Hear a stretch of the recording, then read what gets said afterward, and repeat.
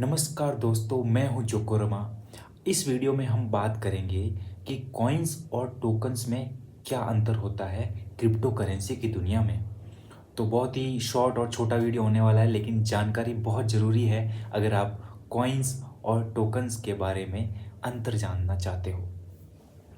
तो कॉइन्स क्या होते हैं, सबसे पहले इस पर बात करते हैं। कॉइन वो होता है जो सबसे पहले जन्म लेता है क्रिप्टो मार्केट में, किसी टेक्नोलॉजी को लाता है, नई टेक्नोलॉजी को लाता है। जैसे बिटकॉइन है, तो बिटकॉइन को कॉइन इसलिए कहते हैं क्योंकि उसकी खुद की ब्लॉकचेन है। उसका जो ट्रांजैक्शन है वो खुद की टेक्नोलॉजी पर होता है, इसलिए बिटकॉइन एक कॉइन है। हालांकि बिटकॉइन उसका नाम है, लेकिन बिटकॉइन कॉइन है। समझ में आ रहा है आपको? लेकिन लोगों को ये कन्फ्यूजन है कि यार मैं इसको टोकन्स क्यों नहीं कह सकता। टोकन्स वो होते हैं जो किसी दूसरी ब्लॉकचेन पर बनते हैं, यानी ऐसी क्रिप्टो करेंसी जो किसी अदर टेक्नोलॉजी के ऊपर बनती है, जिसका ऑफिशियल खुद का एक कॉइन है जो ट्रांजैक्शन वगैरह सब कुछ करता हो, जो उस टेक्नोलॉजी में यूज होता हो, जो उनका ऑफिशियल एक कॉइन हो, एक करेंसी हो, जो हर एक ट्रांजैक्शन, हर एक डेवलपमेंट में यूज होती हो, गैस भी करती हो। उनकी टेक्नोलॉजी पर वो कॉइन बनता है, उसको टोकन कहा जाता है। इसको मैं एक आसान भाषा में समझाता हूँ आपको कि टोकन क्या होता है। जैसे आप एक कॉइन बनाना चाहते हो, लेकिन आप बहुत बड़े धुरंधर नहीं हो, लेकिन आप कॉइन बनाना चाहते हो, लेकिन आप कॉइन तो बना लोगे बहुत आसानी से। यानी अब मैं जो ये कॉइन कह रहा हूँ, ये कॉइन नहीं, ये एक टोकन है। आप समझ रहे हो ना? जो बनाना आसान है वो टोकन है, क्योंकि टोकन हर कोई बना लेता है, क्योंकि पहले से टेक्नोलॉजी मौजूद है और उस टेक्नोलॉजी को हम इस्तेमाल करके एक कॉइन बना रहे हैं, इसलिए वो कॉइन एक कॉइन ना होकर एक टोकन है। यानी अगर मैं बिटकॉइन टेक्नोलॉजी के ऊपर एक नया कॉइन बनाता हूँ, जैसे कि ओडिनल्स प्रोटोकॉल।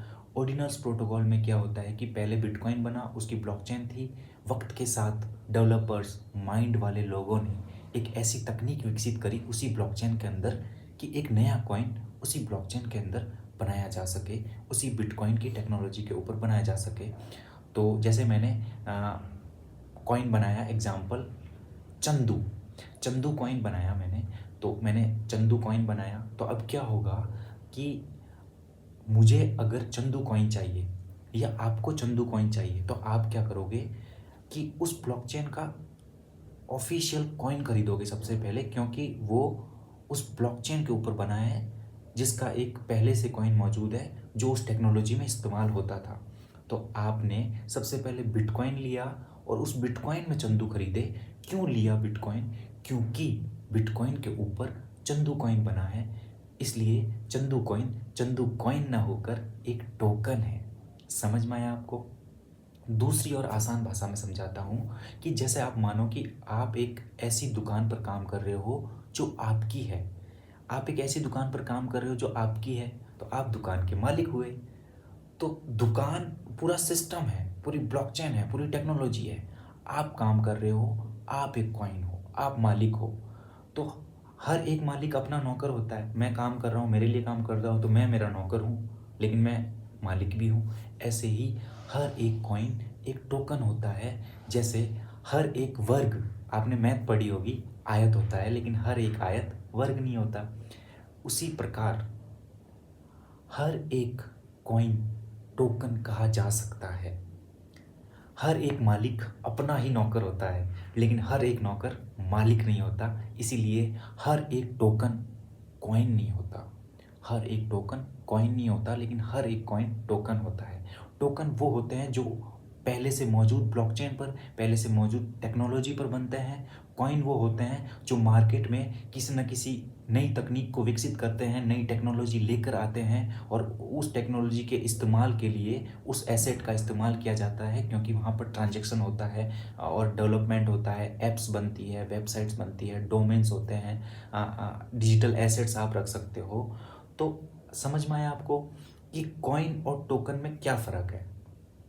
लेकिन ये दुनिया तो बहुत अलग है।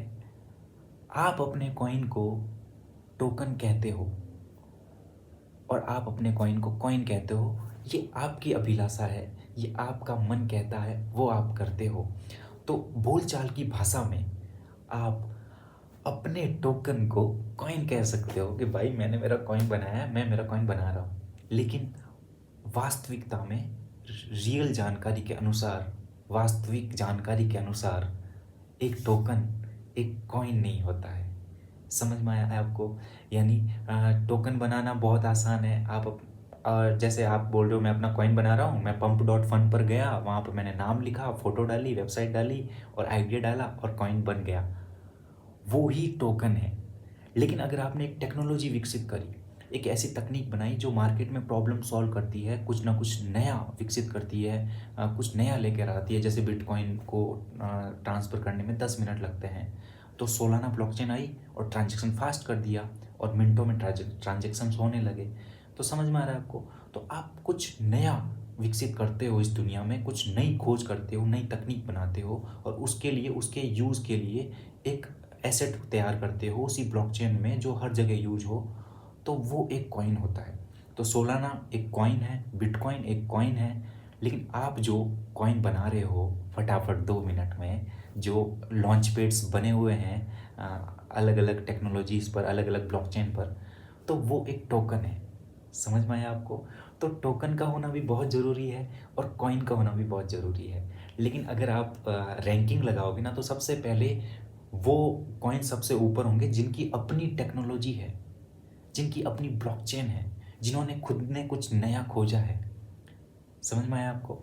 और कॉइन्स का होना भी बहुत ज़रूरी है, क्योंकि कॉइन्स अगर बहुत जल्दी जल्दी बनेंगे तो बहुत जल्दी जल्दी आइडिया एग्जीक्यूट होगा। और इस दुनिया में क्या है कि जल्दी जल्दी लोगों को नया नया चाहिए होता है। जैसे आज मैंने ये खाना खाया, कल नया खाना खा रहा हूँ, हर डेली कुछ नया करते हैं।